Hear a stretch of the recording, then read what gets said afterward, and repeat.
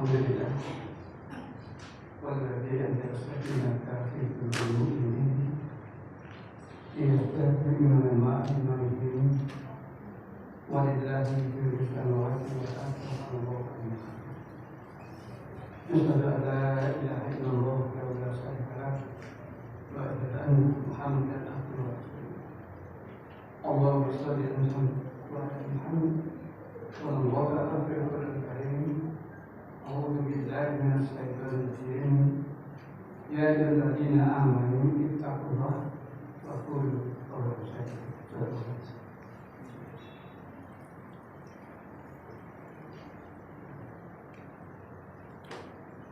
Para jamaah ibu-ibu bapak sekalian yang saya hormati dan senantiasa dimuliakan Allah. Alhamdulillah, sampai dengan malam hari ini Allah masih memberikan limpahan rahmat kepada kita, utamanya iman. Dan kita diberikan kemampuan untuk hadir di majelis ini mengaji ayat Allah.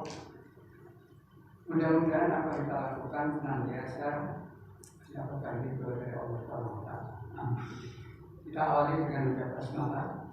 Bismillahirrahmanirrahim. Malam hari ini materinya menyangkut tentang perbandingan agama, atau biasa diistilahkan kristologi, perbandingan agama Islam dan Kristen. Membandingkan, tidak mengolok-olok, tidak menjelek-jelekan, membandingkan bagaimana menurut Islam, bagaimana menurut Kristen, bagaimana menurut Al-Quran, bagaimana menurut Alkitab. Materi malam hari ini seperti yang saya bagikan pada dengan judulnya atau temanya ditanya bingung. Semakin ditanya tambah bingung. Tema ini insya Allah tidak mengenai kita. Kita umat Islam itu ditanya insya Allah tidak bingung. Kenapa? Jawabannya komplit, ada semua di dalam ajaran agama Islam. Tinggal kita. Kalau kita sudah menguasai tentang Islam, apapun pertanyaan yang diajukan kepada kita, insya Allah kita bisa menjawab dengan dalil-dalil yang jelas. Adapun tema ini jelas. Sasarannya adalah kepada orang-orang Nasrani. Penjenengan dengan satu lembar ini saja, Ibu Bapak, tentang kabur ini soal dengan satu lembar ini saja kalau memang menguasai, lo kan di pendeta yang kalah alul karena kalah. Macam Kristen sih Kristen teluan. Kenapa? Ya sesuai dengan tema. Dia nanti dengan tanya salah satu di antara 1, 2, 3, 4 bingung. Nah, baiklah. Mempelajari perbandingan agama ini manfaatnya ke dalam menambah mantapnya keyakinan kita tentang kebenaran Islam. Jadi setelah kita bandingkan itu nyata bahwa Islam itu memang tidak bisa diungguli sama dengan yang lain. Ada manfaat berikutnya dengan mempelajari perbandingan agama ini merupakan alat manakala kita menghadapi para komentar. Baiklah, langsung saja fotokopi mulai kalimat yang di atas. Orang Islam itu enak. Kalau ngomong soal ibadah, dasar perintahnya jelas dan cara melaksanakannya juga jelas. Itulah yang saya istilahkan kita. Jadi ngomong soal ibadah jelas, dalilnya mana, cara mengerjakannya bagaimana jelas. Mengapa jelas? Karena soal dalil itu sudah ada dalam Al-Quran. Saya begini ini dalilnya, saya tidak boleh begini dalilnya. Adapun pelaksanaan kita ibadah jelas. Kenapa? Ada utusan Allah namanya Rasulullah yang sangat jelas. Lakukan laku fil Rasulillah uswatun hasanah. Jadi di situ akan saya tulis dengan poin itu untuk memudahkannya. Cara melaksanakannya ibadah ittiba, mengikuti atau mencontoh Nabi Muhammad. Jadi nggak boleh kira-kira dan tidak boleh ngarang-ngarang sendiri. Karena mungkin masih ada di antara masyarakat orang Islam itu melakukan sesuatu yang akan dalil itu pokoknya. Ada mungkin dengan orang dengar berburu kasar, berburu kasar awal. Baik, di situ saya tulis ada 3 ayat yang pakai spidol itu 17:36 itu di antara ayatnya. Di ayat itu Allah berfirman, wala taqfu ma laisa laka bihi. Belum bersama 17:36. Dan janganlah kamu mengikuti sesuatu yang tidak kamu ketahui, karena pendengaran, penglihatan dan hati nurani semua itu akan diminta penangguhan. Satu ayat ini saja orang Islam itu jelas, nggak ngawur, nggak busa-busu. Jangan kamu mengikuti sesuatu yang kamu tidak mengerti ilmunya. Wala taqfu ma laisa laka bihi. Mengapa? Sesungguhnya pendengaran, penglihatan dan hati pasti dinilai bertanggung jawab. Ditegaskan pada ayat berikutnya surat 6 ayat 116. Dan jika kamu mengetahui kebanyakan mengikuti, jika kamu mengikuti, dan jika kamu mengikuti kebanyakan orang di bumi ini, niscaya mereka akan memisahkanmu dari jalan Allah. Dan mereka ikuti hanya persangkaan belaka, dan mereka hanyalah membuat kebohongan. Jelas sekali. Jangan kamu mengikuti. Kalau kamu mengikuti kebanyakan orang-orang di muka bumi, biasanya masyarakat itulah kudu contoh berapa rondo, aku tidak rondo. Jika kamu mengikuti kebanyakan, jadi banyak itu belum tentu benar. Walaupun sedikit juga belum tentu benar. Yang dikatakan benar itu bagaimana? Ya yang ada dalilnya di dalam Al-Quran atau hadis yang sahih. Kalau kamu mengikuti kebanyakan orang-orang di muka bumi ini, niscaya satu, mereka menyesatkan kamu dari jalan Allah. Yang kedua, mereka hanya mengikuti persangkaan belaka. Dan yang ketiga, mereka adalah membuat kebohongan. Begitu jelasnya orang kita. Dari sini maka kita umat Islam jangan jadi umat yang cuma melok. Dan apa bala atasan ulama bener lah. Pokoknya kalau ini diperintah atasan samitlah. Gak peduli atasan pun gak bener Al-Quran, bahasa Gerakan harus diluruskan. Baik, ada yang ketiga surat 33 Al-Ahzab ayat 21. Ya. Sungguh telah ada pada diri Rasulullah itu suri teladan yang baik bagimu, yaitu pada orang yang mengharap rahmat Allah dan kedatangan hari kiamat dan yang banyak mengingat Allah. Jadi Allah mengutus Rasulnya, Rasulullah SAW apa? Contoh, apa saja ibadah yang kita lakukan ini harus menunjuk Rasulullah. Tidak boleh ngarang sendiri. Kita sholat, Rasulullah kita sholat. Kamar wajib muni sholat. Sholatlah kamu sebagaimana kamu lihat aku sholat. Jadi takbir kita nyentuh Rasul, senjata kita nyentuh Rasul dan seterusnya. Begitu pula ibadah-ibadah yang lain. Dari sini maka saya katakan di kalimat atas tadi orang Islam itu enak menjalani apa-apa dalilnya jelas, cara menjalankannya juga jelas karena ada itu. Mudah-mudahan kualitas umat Islam benar-benar bisa seperti ini. Baik, kembali pada tema ditanya. Satu saja pertanyaan kita ajukan kepada orang Nasrani. Contoh pertanyaan nomor 1. Jadi pendengar misalkan dialog dengan orang Nasrani, tanyakan nomor 1 itu tanyakan kepada mereka, apa dasarnya sampean kok sembahyang gereja di Minggu?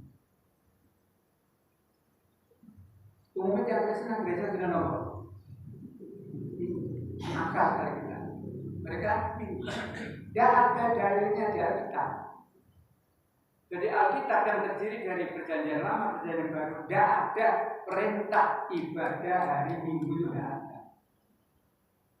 Satu saja. Mengapa? Kami ke gereja beribadah ke hari Minggu. Kalau kemudian dibalik, sampai dina Jumat kok gak sholat duhur apa? Dan apa jawaban? Sampai dina Jumat kok gak sholat duhur apa? Ya dina Jumat. Karena ada perintah sholat Jumat. Dalilnya surat Jumat. Kecuali mereka yang wanita, kecuali yang sakit dan sebagainya. Tapi orang yang beriman diperintah hari Jumat itu, ya, perintahnya adalah sholat Jumat. Jadi kita sholat Jumat dari hari. Itu satu perbandingan. Baik, tentang mengapa ke gereja ke hari Minggu. Ya, kita bisa. Saya pernah dialog di Wiguna, dekatnya UNR. Maka setelahnya jam itu kan, ya datang dengan kertas buan terus dari gereja jam 10. Lalu saya dipersilakan untuk memulai. Baik, langsung saya tanya, Bapak dari gereja? Iya. Mengapa Bapak ke gereja hari ini? Ya, memangnya kenapa? Saya ini tanya Pak jawaban. Nah, ya memang kenapa waktu rekor? Maka kemudian saya menerangkan, saya ini orang Islam. Kalau bulan Ramadan puasa kan ada dalilnya loh. Maksud saya Bapak mengapa ke gereja hari ini? Tidak ada dalilnya.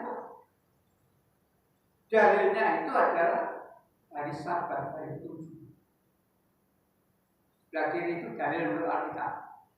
Jadi fotokopi sebelah kiri Kitab Keluaran pasal 35 ayat 1 sampai 3. Kitab Imamat pasal 23 ayat 3. Kitab Ulangan pasal 5 ayat 12-14. Orang Kristen dengan tunjukkan ini mestinya tidak keluaran tidak. Mungkin awak diri gak cekelane. Oh, Pak keluar nih, Pak. Tapi pendengar perlu tahu ini loh dalilnya. Sehingga kita mengatakan ibadah ke gereja itu tidak ini kita hari Sabat, hari ke-7. 6 hari lamanya tidak akan bekerja. Tapi pada hari ke-7 adalah Sabat penyembahan. Siapa yang bekerja pada hari itu maka mati dibunuh. Sabat, Sabta kalau Islam. Dan di Quran ada keterangan itu tentang Sabtu. Orang Bani Israel diperintah Allah beribadah pada hari Sabtu. Tapi ketika itu Allah memuji banyak ikan yang terapung-apung sehingga mereka Bani Israel nggak jadi ibadah tapi nyerah iwan. Maka dikutuk oleh Allah menjadi kerang. Jadi ada. Nah, kalau zaman berbahagia Sabat hari ke-7. Kita kadang-kadang menghitung hari itu salah. Hari dalam satu minggu. Biasanya hari pertama dimulai apa? Senin. Itu salah jadi Senin, Selasa, Rabu, Kamis, Jumat, Sabtu, Minggu. Lupa hari ke-7 salah hitungnya. Hari pertama bukan Senin, Isnin itu hari kedua. Hari pertama itu Ahad, Isnin, Selasa, Rabu, ketemu Sabtu hari ke-7. Jadi kita itu melok salah. Oleh karena itu diluruskan. Termasuk istilah minggu. Sebenarnya bukan minggu, Ahad. Baik, itulah nomor 1. Adapun dari Quran ya sebelah kanan. Saya kasih tanda panah itu. Surat 2 ayat 65, surat 4 ayat 47, surat 7 ayat 163, juga surat 16 ayat 100. Itu dalil-dalil mengenai kisah orang Bani Israel yang kemudian dikutuk oleh Allah menjadi kalah. Baik, itu nomor 1. Jadi ditanya tentang mereka beribadah gereja saja tidak bingung. jangan sampai kita itu ditanya bingung. Misalkan ya, puasa. Lu iki gak Ramadan kok poso sampean. Poso nopo? Ya tinggal lihat apakah puasa hari Senin, apakah puasa hari Kamis, atau puasa 3 hari bulan. Jadi semuanya itu ada dalilnya. Itu loh enaknya kita jadi umat Islam itu. Ya, kembali kepada 1736 tadi itu, wala taqfu ma laisa laka. Jangan kamu melakukan sesuatu, jangan kamu memiliki sesuatu kalau kamu tidak mengerti dalilnya. Cari dulu dalilnya, baru kemudian dilakukan. Baiklah, yang nomor 2. Di pertanyaan yang perlu kita ajukan kepada mereka yang nomor 2. Mengapa Anda hitam? Orang Kristen dan orang, mengapa Anda hitam? Sunat. Kalau dia kebetulan sunat, ini gak sunat. Pertanyaannya itu, mengapa Anda tidak sunat? Jadi kalau sunat, sama takoni apa sama kok sunat. Tapi kalau gak sunat, sama takoni apa kok gak sunat. Itu perlu diketahui bahwa sunat itu sudah ada dan dilaksanakan sejak zaman Nabi Ibrahim. Buktinya di Alkitab diterangkan. Kitab Kejadian pasal 17 ayat 10. Ini dasar perintah sunat kita menurut Alkitab. Setiap orang laki-laki harus disunat, dikerat kulit katanya. Itu perintahnya. Ada Kitab Kejadian 17 ayat 14 sanksinya apabila orang laki-laki tidak sunat. Bagi orang laki-laki yang tidak sunat, maka ia ditumbas dari segala bangsa. Dan kemudian ayat 23, Nabi Ibrahim termasuk putranya Ismail dan orang laki-laki yang ada waktu itu semuanya disunat. Jadi sunat itu menurut Alkitab jelas, perintahnya jelas, dan sanksinya kalau tidak sunat juga jelas. Tetapi para jamaah yang berbahagia, nanti ayat berikutnya ternyata menurut Alkitab ada perubahan. Sebelum sampai pada ayat perubahan, kalimat berikutnya saya kasih tanda panah itu. Nomor 2, tanda panah dengan itu. Apakah Yesus juga sunat? Bapak mengerti. Saya tidak dia Yesus sunat. Lo gak tahu Pak? Di Alkitab diterangkan. Jadi orang Kristen kalau tidak tahu ini perlu ditunjukkan. Bukan buku sampai. Injil Lukas pasal 2 ayat 21.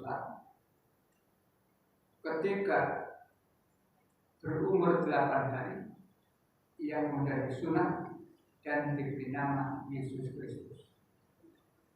Jadi jelas dalam Alkitab Yesus itu sunat. Jadi kalau ada orang Kristen gak sunat, sama takoni. Sampai nurut sopo.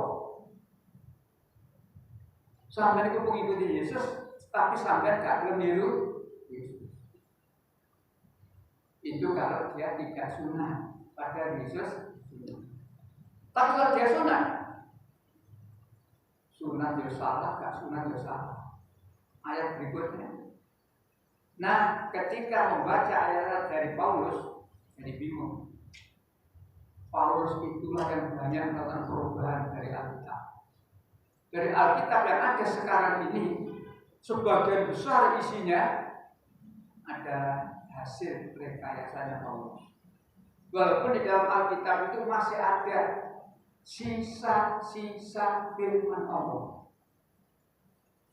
Makanya kadang-kadang kita temui ayat dalam Alkitab ada kesamaan dengan Al-Quran. Jadi kalau kita mempelajari Kristologi itu, perbandingan agama Islam dan Kristen itu, dari Al-Quran ada ayat yang sama dengan Alkitab. Loh kok sama?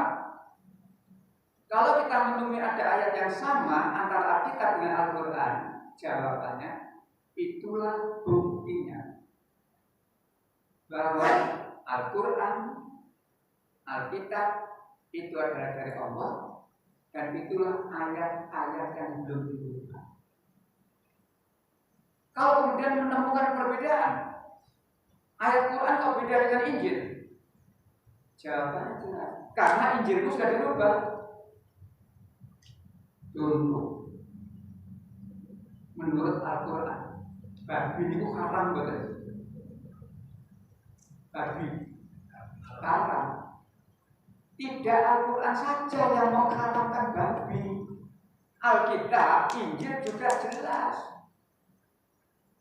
Dan lagi babi, sekalipun bukunya terbelah menjadi dua, tetapi karena ia tidak memahami dia, maka haram dia kepadamu. Jangan kamu makan akan dagingnya, dan jangan kamu jamakan pakai.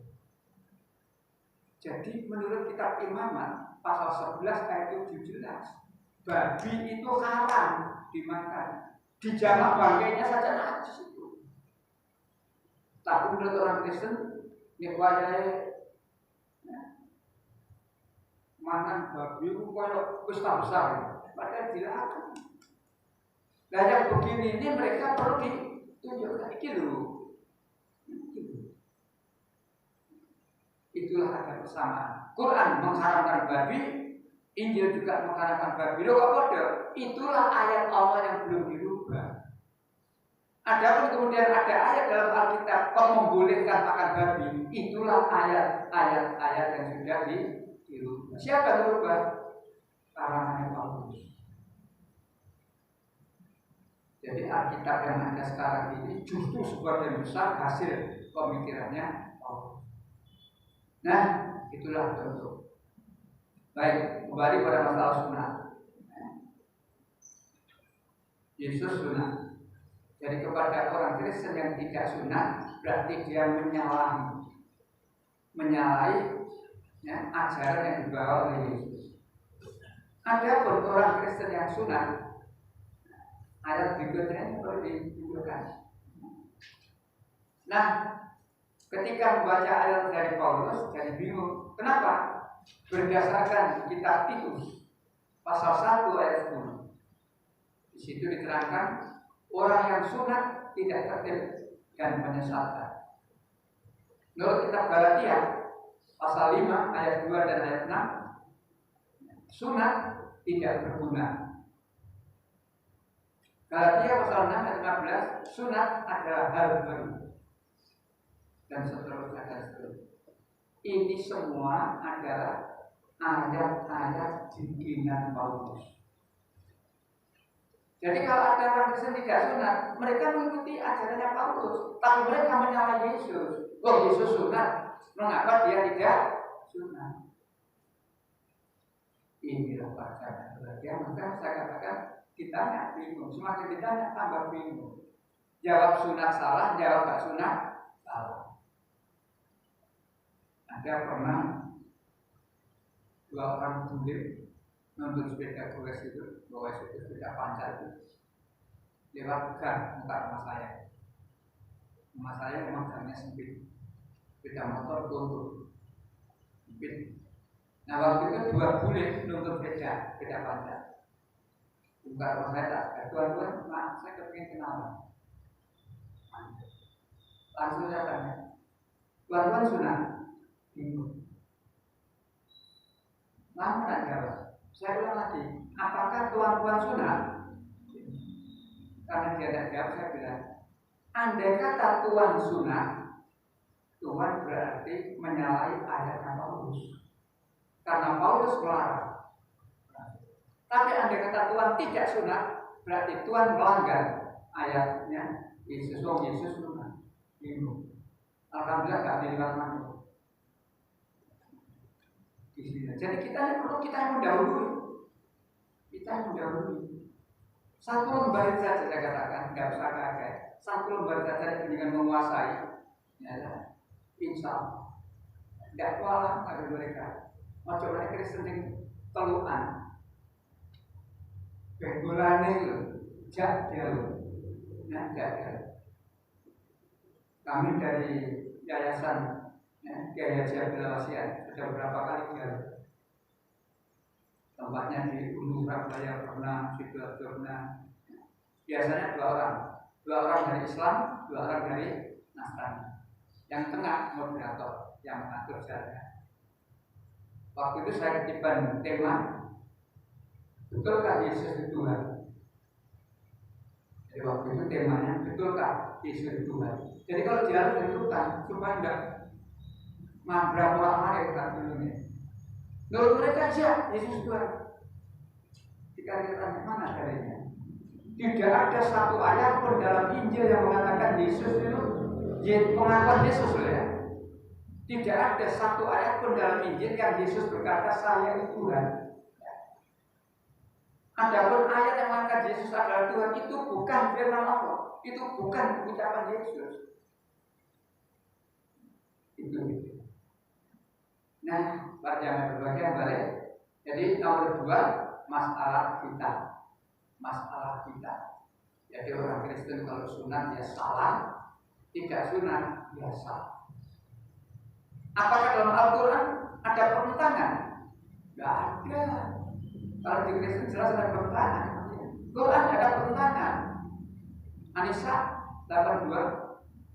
Afala yatadabbarul Quran. Ya, dipikir ada tulisan spiritual itu. 4 surat An-Nisa ayat 82. Maka tidaklah mereka menghayati atau mendalami Al-Quran. Sekiranya Al-Quran itu bukan dari Allah, pastilah mereka menemukan banyak hal yang bertentangan di dalamnya. Sekiranya Al-Quran itu bukan dari Allah, pasti mereka menemukan pertentangan di dalamnya. Jadi karena Al-Quran itu dari Allah, maka di dalam Al-Quran tidak ada pertentangan. Maksudnya, sekiranya Al-Quran itu bukan dari Allah, pastilah mereka menemukan atau mendapati pertentangan dalamnya. Al-Quran tidak ada pertentangan. Tidak ada ayat ini bertentangan, tidak ada. Mengapa? Karena Al-Quran dari Allah. Maka pertanyaannya, kalau ada Alkitab, di situ ada pertentangan ayat 1 dengan ayat yang lain, jawabannya nomor. Di satu sisi menerangkan sunat, di sisi lain melarang sunat, bertentangan. Jawabannya nomor. Ya berarti kitab itu bukan dari Allah. Atau setidak-tidaknya asalnya dari Allah, tapi sudah mengalami perubahan. Kita orang beriman ini harus yakin, mempercayai ada kitab sebelum Al-Quran. Walladzina yu'minuna bima unzila ilaika wa ma unzila min qablik. Jadi tanda orang iman itu di samping beriman pada Allah, Islam, dan seterusnya juga beriman atau percaya kepada kitab yang telah diturunkan oleh Allah sebelum Al-Quran. Taurat, ya Taurat itu dari Allah, bukan karangannya Nabi Musa. Taurat itu dari Allah. Zabur juga dari Allah, bukan karangannya Nabi Daud. Injil juga dari Allah, bukan karangannya Nabi Isa. Bukan. Kita harus percaya. Tetapi Taurat, Zabur, Injil yang mana yang kita harus percaya? Taurat, Zabur, Injil yang masih asli, bukan Taurat, Zabur, Injil yang sudah mengalami perubahan. Di sini. Nah, di sini. Apakah Taurat, Zabur, Injil ada perubahan? Ya, orang Yahudi suka merubah ayat. Suka merubah. Oleh karena itu, berbahagialah kita yang memiliki kitab suci namanya Al-Quran. Al-Quran dijamin oleh Allah, tidak ada pertentangan di dalamnya. Tinggal kita diberi Al-Quran, mau mempelajari, mau memahami, mau mengamalkan, bagus, harus begitu. Tapi ada orang sampai dikatakan oleh Allah, ngapunten, oleh. Jadi di beberapa ayat Al-Quran itu Allah mengatakan, ono sing bilang koyo kolede, ono yang bilang koyo asu, kaenak. Kira-kira awak dhewe lho kaya asu ngono bener. Nek sing lono padha wong wani gelut dhewe tapi sing mau Gusti Allah. Kamar salil kalbi kaya asu. Apa kok dikatakan kaya asu? Asu itu digurak melek, nek gak digurak ya melek. Padha karo wong saiki salah dilingno melek ae. Kebijakan gak bener dilingno melek. Tapi gak dilingno yo melek bener asu. Kaya kode, coba 62 ayat 5 surat Al-Jumu'ah ayat 5. Ini untuk Bani Israel. Jadi ayat ini untuk Bani Israel, bukan untuk kita sebenarnya. Tapi mau ngebar nama diri. Surat 62 surat Al-Jumu'ah ayat 5 ya.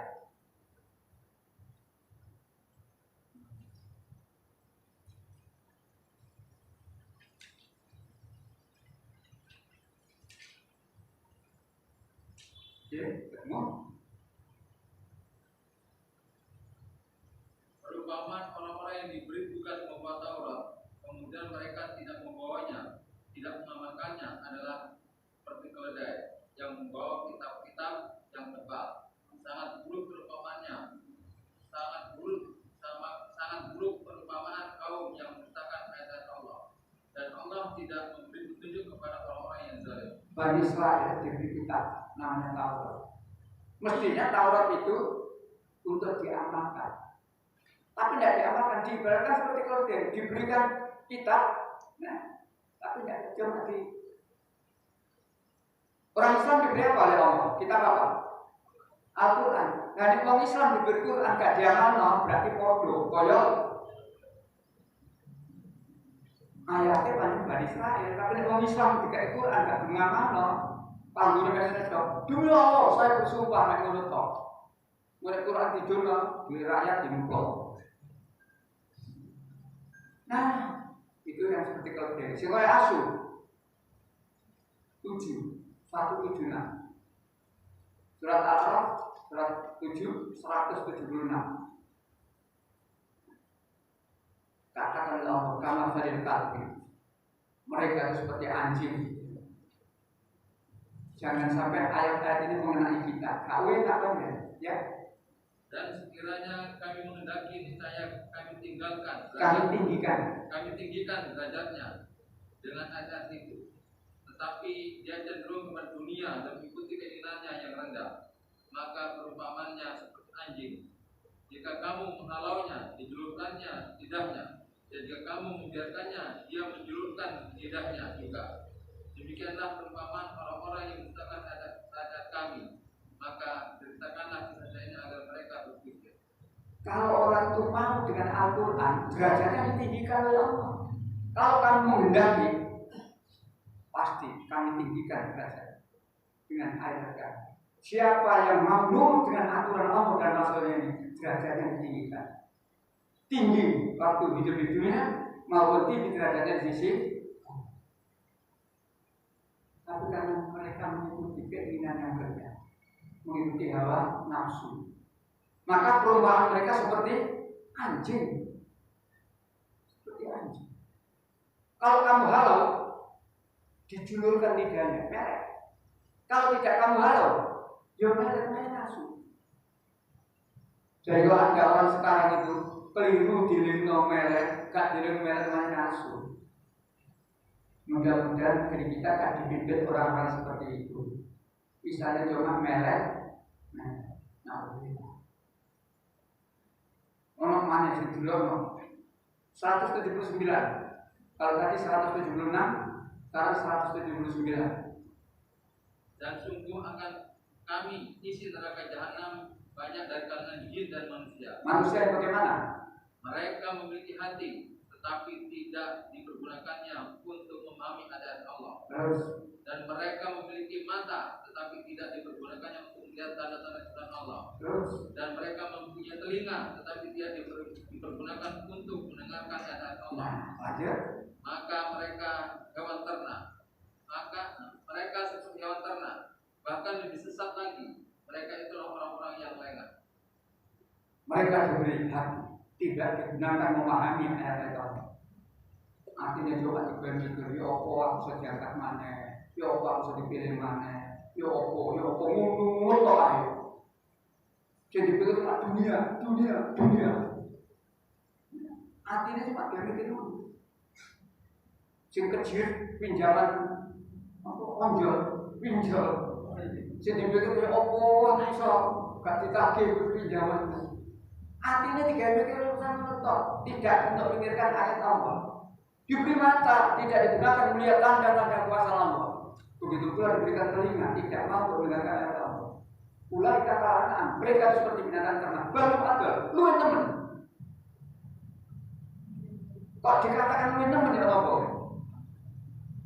Hewan ternak itu, seorang begini, seorang nuruti kalau gerakan.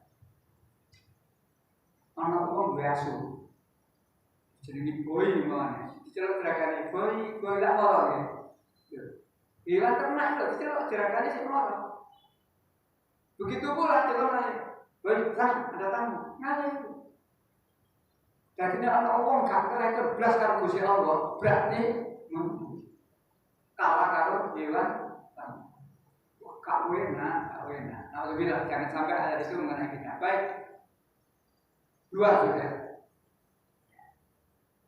Masih nomor 2, Al-Quran tidak ada pertentangan dan Al-Quran itu tidak bisa dirubah-rubah.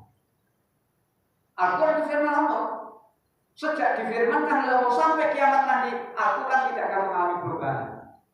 Surat 6, 115. Ya. Pertama kalimat Rabbi. Surat 6, 86, 115. Dan telah sempurna kalimat Tuhan. Dan telah sempurna firman Tuhanmu Al-Quran dengan benar dan adil. Tidak ada yang dapat mengubah firman-Nya, dan Dia Maha mendengar, Maha mengetahui. Al-Quran sempurna. Apa saja persoalan kita hadapi dalam kehidupan ini, Al-Quran telah memberikan jawaban, telah memberikan tuntunan. Sempurna. Jadi kalau ada orang kelompok mengatakan Al-Quran masih harus direvisi, dia pada lambing ngawur itu lambing ngawur. Nah, kalimat yang perlu dengan garis bawahi, la mubadilah li kalimati. Tak seorang pun yang dapat merubah. Orang boleh tidak senang pada Quran, orang boleh tidak percaya pada Quran, silakan, itu hak mereka. Tapi mereka tidak akan bisa merubah Al-Quran karena Allah menjamin lah mubadilah li kalimati. Mengapa Al-Quran tidak bisa dirubah? Karena memang itu firman Allah. Allah menegaskan yang bisa dirubah aturannya siapa? Aturannya siapa bisa dirubah? Aturannya manusia. Aturan tergantung sekarang. Sopo sing kuwasa sing suarane akeh kuwi berubah, ya dadi berubah. Apalagi sekarang ini persentasenya 85% berhubungnya. Jadi Jokowi kayak dulu. PKS milik Demokrat. Pan sekarang lalu penolak jatah menteri lalu. Macam ada Jokowi kalau apa? Nek orang politik itu Jokowi itu jenenge apa? Oposisi. Iya. Oposisi gak ada apa-apa. Nah kalau apa terus kecut. Akhirnya berdu 400 mil masuk. Udah karena intensnya kapan reshuffle, kapan oleh jatah. Nah, aturan yang dibuat manusia bisa dirubah. Undang-Undang Dasar 45 sudah pernah mengalami amandemen, sudah pernah mengalami perubahan. Sekarang ini sudah tarik-menarik lagi. Jabatan presiden apakah boleh untuk yang ketiga? Tarik-menarik. Di sinilah aturan manusia bisa dirubah, tergantung sekarang, tergantung. Tapi aturan yang Allah jelas, la mubadilah li kalimati. Tak seorang pun yang dapat merubah firman-Firman. indah aturan. Berbahagialah kita. Tinggal kita sekarang punya kitab seperti ini, punya aturan seperti ini, tinggal kita. Orang itu ada yang tidak tahu, karena tidak tahu ngawur. Yang kedua, tahu tapi tidak mau. Tahu bahwa mengambil uang rakyat itu dosa, tahu, tapi saya tetap nyolongi duit rakyat. Tahu bahwa gitu itu tidak benar, tahu, tapi saya tetap. Itu kelompok kedua. Tahu, ya, tapi tidak mau melaksanakan. Tahu bahwa Islam itu tahu diperintah sholat, tapi orang Islam mau membantu sholat. Tahu orang Islam itu diperintah sholat, tapi saya tidak belum sholat. Jangan jadi golongan satu, jangan jadi golongan dua. Ayo jadi golongan ketiga.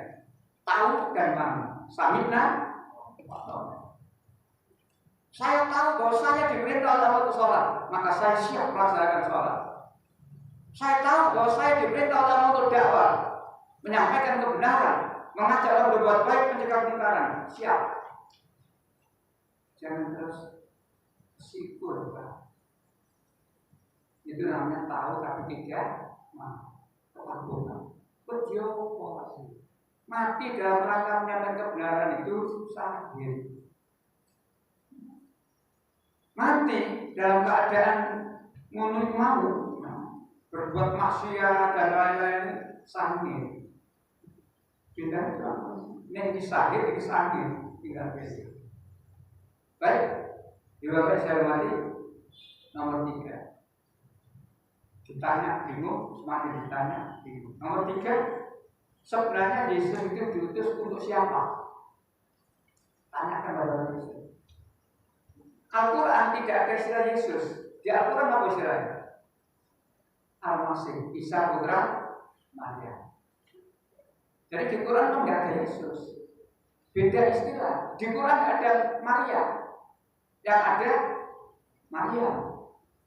Tapi yang dimaksud Maryam itu menurut orang Kristen ya Bunda Maria. Yang dimaksud Al-Masih Isa putra Maryam itu yaitu Yesus itu. Maka pertanyaannya nomor 3, betulkah atau untuk siapa Yesus diutus? Menurut Quran jelas. Nabi Isa diutus untuk siapa? Bapak Ibu?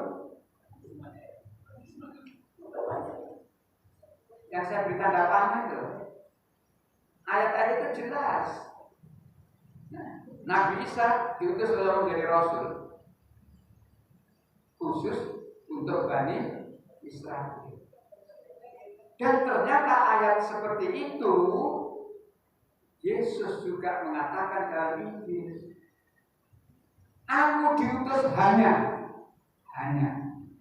Jadi di Injilnya ada tulisan, aku diutus hanya kepada domba-domba yang tersesat dari Bani Israel. Domba bukan berarti bed. Domba itu umat. Kalau buku yang lama, domba yang tersesat. Tapi pada cetakan yang lain, bukan domba tersesat, domba yang hilang. Beda, tersesat itu berarti orang yang salah jalan harus diluruskan. Kalau yang hilang, didolerin. Mesti ini Bani Israel ketemu dengannya di Kanjeran orang ini, Tempurjo orang ini. Dirubah. Itu cuma merubah istilah, tapi nemen lagi perubahan berikutnya. Tapi menurut ayat-ayat ini kok begini? Kalau di atas itu Matius pasal 10 ayat 5 dan ayat 6, dan juga Matius 15 ayat 24. Dua ayat itu jelas. Yesus menyatakan dengan tegas bahwa aku diutus oleh Allah hanya kepada Bani Israel, titik. Tapi oleh orang Nasrani, oleh Paulus dirubah kalimat bawahnya itu. Matius 28 ayat 19. Jadikan semua bangsa muridku. Sedangkan Markus 16 ayat 16, beritakanlah Injil ke seluruh dunia dan kepada segala makhluk. Mana yang benar? Yesus untuk Bani Israel saja atau Yesus untuk segala bangsa? Yesus, omongan Yesus bertentangan dengan omongan Yesus. Bukan, sebenarnya bukan omongan Yesus, bukan omongan Yesus tidak. Yang satu memang bukan ucapan Yesus. Ini ajarannya, pendapatnya Paulus. Sehingga dalam Alkitab terjadi pertentangan. Oleh karena itu, bandingkan dengan Tuhan yang saya beri tanda panah. Ya. Siapa saja Yesus itu? Menurut Al-Quran siapa kek? Nabi Isa itu surat 43, ya, belum surat 43 ayat 59. In huwa illa abdun. Surat 43 ayat 59. Dia Isa hanyalah hamba. Dia Isa tidak lain hanyalah seorang hamba yang kami berikan nikmat atau kenabian kepadanya, dan kami jadikan dia sebagai contoh bagi Bani Israel. Dia Isa hanyalah hamba, sama dengan saya, sama dengan jenengan, hamba. Cuma bedanya Isa, Yesus diangkat oleh Allah, dipilih Allah menjadi nabi. Saya dengan tidak. Dipilih dari nabi untuk siapa? Bani Israel. Jadi Quran mengatakan untuk Bani Israel. Begitu pula Alkitab juga menegaskan, ya, aku diutus kata Yesus hanya Bani Israel. Kita lanjutkan. Nanti ayat Quran yang lainnya bisa dibaca sendiri. Ya. Nomor 4. Betulkah dosamu ditebus oleh Yesus? Jadi orang Kristen dengan ngaku. Ya, orang Kristen yakin Yesus disalib itu apa? Menebus dosa. Itu menurut orang Kristen. Tapi nggak benar itu. Nggak benar. Nanti pada lembar berikutnya ada terang. Menurut Injil Matius pasal 16:27, pada waktu itu ia akan membalas setiap orang menurut perbuatannya. Jadi menurut Alkitab sendiri, orang itu dibalas oleh Allah sesuai dengan perbuatan. Korintus pasal 3 ayat 8, baik yang memanen maupun yang menyiram adalah sama, dan masing-masing akan menerima upahnya sesuai dengan pekerjaannya sendiri. Jadi orang itu diberikan balasan oleh Allah sesuai dengan perbuatan. Baca lagi kitab Roma pasal 2 ayat 4-8. Ia akan membalas setiap orang sesuai dengan perbuatannya. Ayat-ayat ini sama dengan Quran. Famanya misqala dzarratin khairan. Barang siapa yang berbuat kebaikan, Allah akan balas dengan kebaikan. Dan barang siapa yang berbuat kejahatan, Allah juga akan balas dengan adil. Lanjut lembar kedua.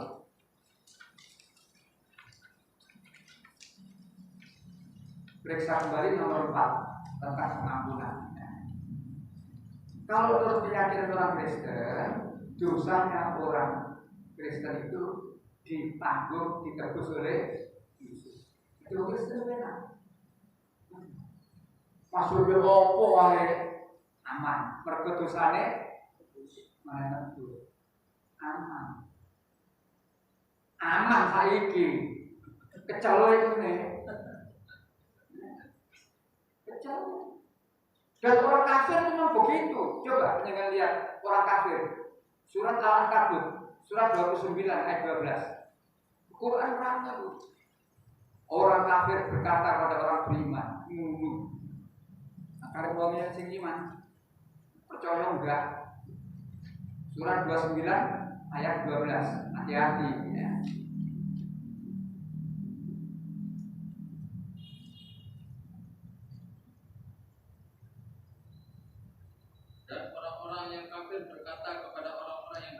Orang-orang yang kafir berkata kepada orang-orang yang beriman, ya apa kata-kata? Ikutilah jalan kami, dan kami akan memikul dosa-dosamu.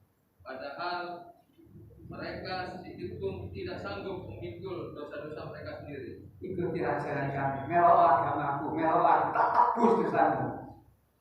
Sesungguhnya mereka benar-benar pendusta. Di sini ya, jangan kita mudah tertipu. Islam melok aku enak. Quran semuanya. Orang-orang kafir berkata pada orang-orang kafir, ikutilah jalan kami, melok aku. Dosamu tak tanggung, tak tebus. Enak. enak nang dunia tapi sengsara di akhirat. Nah, orang itu seringkali tertipu dengan kehidupan dunia. Kalau dunia itu gak bisa ngantuk belas.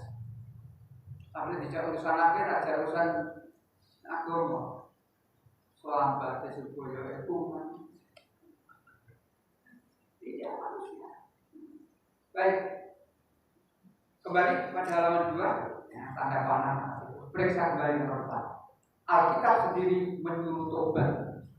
Jadi yang menyuruh tobat itu bukan Quran toh. Ini Quran jelas. Ya adalah dina aman tubuh ilallahi taubatan nasuha. Hai orang beriman, bertobatlah kamu kepada Allah dengan tobat yang semurni-murninya. Lebih jauh lagi Quran mengatakan ini tobat sudah terlambat. Kayak Fir'aun, terus belagu-belagu Pak Matei, Fir'aun baru berkata, sesungguhnya saya beriman kepada Kasih. Quran begitu jelas ajaran tentang tobat. Kembali pada agama Kristen. Panah paling atas. Kitab Yesaya pasal 18 ayat 21. Tetapi jikalau orang fasik bertobat dari segala dosanya yang dilakukannya dan berpegang pada segala ketetapan serta melakukan keadilan dan kebenaran, ia pasti hidup, ia tidak akan mati. Artinya, walaupun dosanya itu banyak, tapi karena mau tobat, dosanya diampuni. Tobat. Lebih jauh yang di bawah, Injil Matius pasal 4 ayat 17. Sejak waktu itulah Yesus memberitakan, bertobatlah, sebab kerajaan surga sudah dekat. Jadi Yesus sendiri menyuruh supaya bertobat. Yang ada Yesus mengatakan, dosamu tak tanggung. Oleh karena itu ayat-ayat seperti ini perlu disebut orang Kristen. Kok penawar dia dulu cek roh. Nah, dia seru terserah. Tapi kita menunjukkan pada dia itu ada pahala. Kamu menunjukkan kebenaran kepada orang tersesat dan dia mau oleh luhur. Dia mendapat keterangan, kita juga mendapat pahala. Kalau dia tidak mau, apa yang kita lakukan itu sudah dipahala. Dari sini maka kita itu jangan takut-takut untuk menyampaikan kebenaran. Dan jangan takut untuk menyuarakan kebenaran. Allah menyuruh pada kita untuk menyampaikan kebenaran. Surat 2:42. Wala talbisul haqqa bil batil wa taqulul haqq wa antum ta'lamun. Jangan kamu campur aduk yang hak dengan yang batil.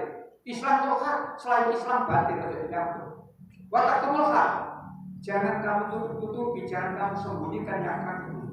Wa antum ta'lamun, kamu tahu. Maka kebenaran Islam, kebenaran Al-Quran sampaikan. Soal dia mau terima, alhamdulillah. Enggak mau, syukur. Kembali kepada dosa. Perintahnya tobat, tobat, tobat. Saya garis bawahi semua. Matius 4:17, bertobatlah. Matius 3 ayat 2, bertobatlah. Lukas 3 ayat 3, bertobatlah. Itu kurang nopo. Sing ngomong tobat bukan Quran tok. Sing ngomong tobat bukan Quran tok, Injil juga menyuruh tobat. Panah kedua. Nah, bandingkan dengan ajaran Islam Al-Quran. Setiap orang berbuat pasti mendapat imbalan sesuai dengan apa-apa yang dia kerjakan. Tidak seperti itu. Ayatnya banyak sekali. Yang pada intinya, siapa yang berbuat baik, laki-laki atau perempuan dan dia beriman, maka Allah akan membalas dia. Tidak akan sia-sia. Berbuat baik, walaupun tidak ada orang tahu, Allah Maha tahu dan pasti memberikan imbalan. Berbuat jahat, dosa, walaupun tidak ada orang tahu, Allah Maha tahu dan pasti akan memberikan adab. Allah itu Maha tahu apa yang ada dalam hati manusia. Masuk ke jowo alasannya cek ono pegawai sing bolos dina kecepit. Dipikirlah dina kecepit. Karena ada yang menurut anggapan ditafsiri dina kecepit, akeh karyawan bolos itu ya. Terus napa sing dilakoni? Ngerubah. Maulid dirubah. Tidak 12 Rabiul Awal, tapi tanggal piro? Cek gampang. Alasannya itu apa? Mestinya apa? Jauh-jauh buat aturan. Barang siapa yang izin, barang siapa yang bolos dan sebagainya pada tanggal itu akan diberi sanksi. Jangan mengorbankan aturan agama. Jangan mengorbankan aturan agama. Mari satu Muharram dirubah menjadi 2 Muharram.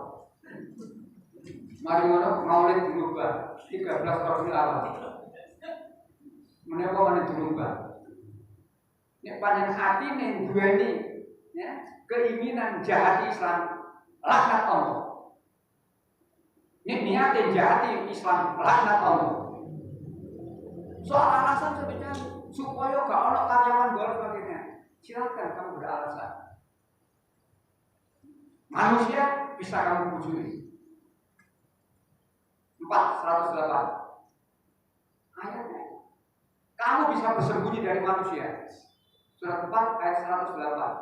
Allah Maha tahu sing sak temene jiwatimu ki opo sih. Ya takuna minan nas. Wala ya takuna minallah. Ya, An-Nisa 108. Mereka dapat bersembunyi dari manusia, tapi mereka tidak dapat bersembunyi dari Allah. Itulah ayatnya. Mereka dapat bersembunyi dari manusia. Alasannya mergo iki dina kecepet. Engko wong-wong galai bolos, ngambil cuti beruntun dan seterusnya. Itu alasannya. Masuk akal? Loh, masuk no. Yang tak pernah minanas, kamu hanya bisa bersembunyi dari manusia. Walau yang tak pernah minapun, kamu tidak bisa bersembunyi dari Allah. Ini aku saat ini wopo sih. Ini aku jahat Islam, temen gak suwe tak cocok hubungan ngono. Ini macam apa? Sopo sing jahat Islam pasti dihancurkan oleh Allah. Akal kan begitu. Inasa ni akal Allah. Siapa yang tidak menyukai kamu pasti akan dihancurkan. Apalagi kalau kita melihat surat Al-Fil, alam taro kaifa qala rabbuka. Pasukan bergajah yang dipimpin Abraha tujuannya jahat akan menghancurkan Ka'bah. Walaupun dia banyak umat, Allah tidak membiarkan bencana jahat, maka dihancurkan pasukan bergajah tadi. Nop alat menghancurkan manufred burung ababil. Tidak ada ahli pasir yang bisa menerangkan burung ababil itu burung apa. Ababil itu jumlah banyak. Jadi burung yang jumlahnya sangat banyak. Burung apa? Tidak ada ahli pasir, tidak ada yang menerangkan. Terkutut ke manuk ababil banyak. Senjata ya, kira-kira. Kalau manuk, kalau nggak bedil, malas kira nggak kuat. Kira-kira, tapi tidak sembarang kira-kira. Diambilkan dari dasar neraka. Lu kok kuat pak? Satu dicocok, satu dicengkeram. Terus ya Allah dikerikil, gajah dingin, gigi nurut. Semua yang ada di langit dan di bumi di mana saja tunduk patuh Allah. Kecuali iblis. Malaikat seluruhnya sujud pada Adam. Ilah iblis. Kecuali iblis. Wastakbar, takabur.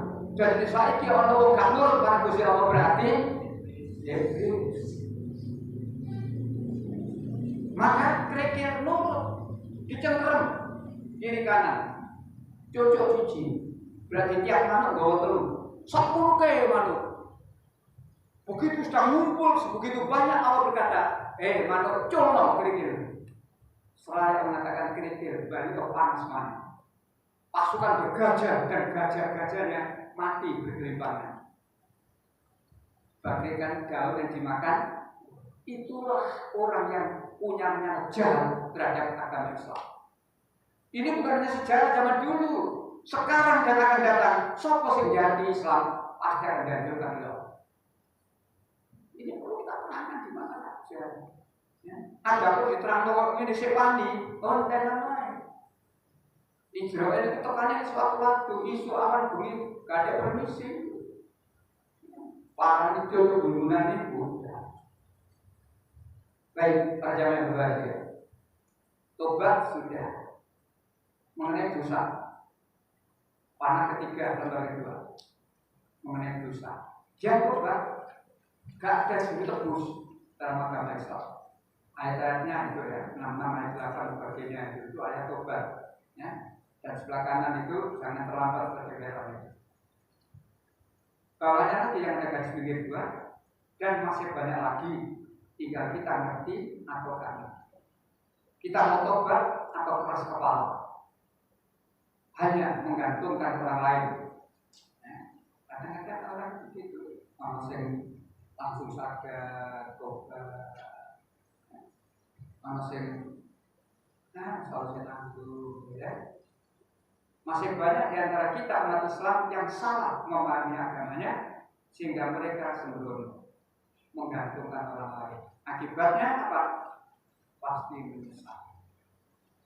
Banyak ayat dalam Al-Quran yang di situ Allah mengatakan jika sekiranya aku dikeluarkan lagi maka aku akan kasih. Nah, jangan sampai kita seperti itu. Maka ayo pelajari Islam secara sungguh-sungguh.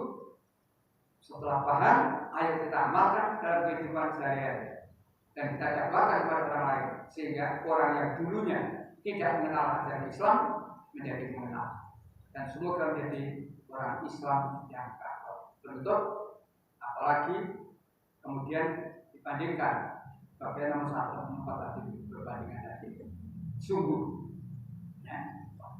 Tanya dia, pasti bingung, tanya lagi, pasti tambah bingung.